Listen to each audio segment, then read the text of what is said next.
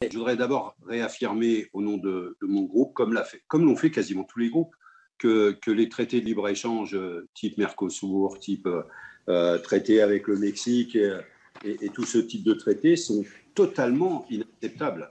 Je ne reviens pas sur le Mercosur, mais si je prends l'exemple du Mexique, c'est la déréglementation massive qui va entraîner privatisation, destruction d'emplois dans ce pays. C'est un nouveau pas dans l'aggravation de la situation climatique aussi à travers cet accord.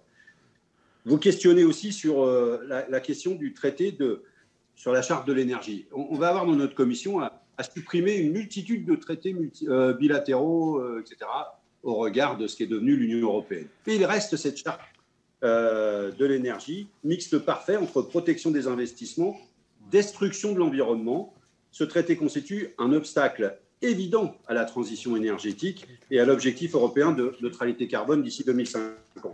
Grâce à ce traité, les investisseurs peuvent contester devant un tribunal d'arbitrage les législations nationales visant à interdire le forage pétrolier ou à stopper la production d'énergie nucléaire, etc. Ils peuvent en retour obtenir de très fortes compensations. L'apport est du côté des gouvernants. Absurde. Le rapport de force, on en parlait tout à l'heure, doit s'inverser impérativement si l'on veut une véritable transition écologique de l'économie. La France compte-t-elle demander la suppression de ce traité? Va-t-elle être enfin à la pointe de ce combat?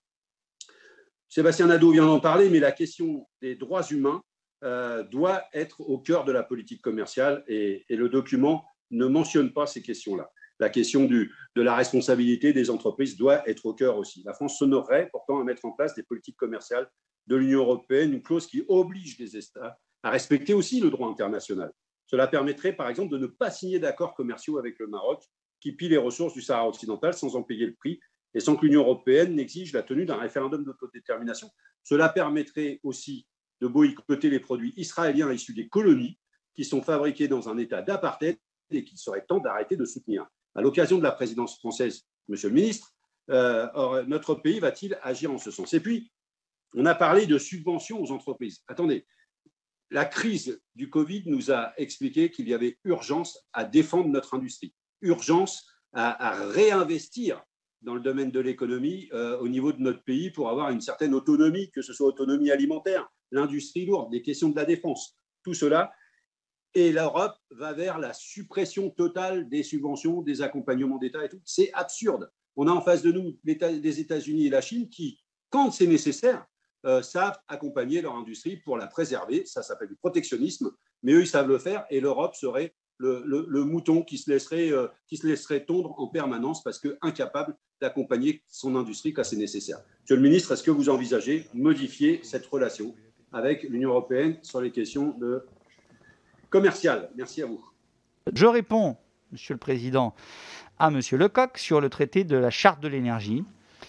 Comme vous le savez, le traité sur la Charte de l'énergie a eu sa logique propre. Il a facilité et sécurisé les investissements dans l'énergie. Aujourd'hui, nous pensons, je dirais tous, largement obsolète. Il ne protège pas le droit régulé des États, il ne tient pas compte de l'accord de Paris, il prévoit des tribunaux d'arbitrage privés. Et donc, nous voulons le réformer, nous voulons le moderniser. Et si, comme nous le constatons, eh bien, la négociation n'avance pas plus vite, nous sommes prêts à faire un retrait coordonné de ce traité en cohérence et en lien et en coordination avec nos partenaires européens, parce que nous devons nous retrouver des marges de manœuvre pour mieux défendre justement nos convictions en matière de développement durable. Sur ce qui a été dit concernant les matières premières et la logistique, c'est vrai qu'aujourd'hui, nous constatons dans de nombreux secteurs d'activité une pénurie de matières premières. C'est le fait de la perturbation des chaînes d'approvisionnement du fait de la crise Covid et du fait aussi de la dynamique économique qu'on retrouve dans un certain nombre de zones économiques, notamment en Asie, qui viennent avoir un effet finalement d'aimant des matières premières vers l'Asie. Et donc, nous subissons aujourd'hui des ruptures d'approvisionnement et un renchérissement du coût des matières premières. De la même façon, nous avons eu une perturbation des flux logistiques du fait de la crise Covid et du fait aussi de la flambée des échanges, si je puis dire, entre l'Asie et l'Amérique, là aussi un effet aimant vers des containers de transport vers cette zone Pacifique au détriment de l'Europe. Et donc nous avons vu un renchérissement du coût de transport, notamment en container. Et donc ça démontre l'urgence à bâtir notre autonomie stratégique, justement, à repenser nos chaînes de valeur, à diversifier nos approvisionnements, à constituer des stocks stratégiques sur un certain nombre de composants ou un certain nombre de produits, et de relocaliser un certain nombre, comme je le disais tout à l'heure, de tout ou partie de chaînes de valeur.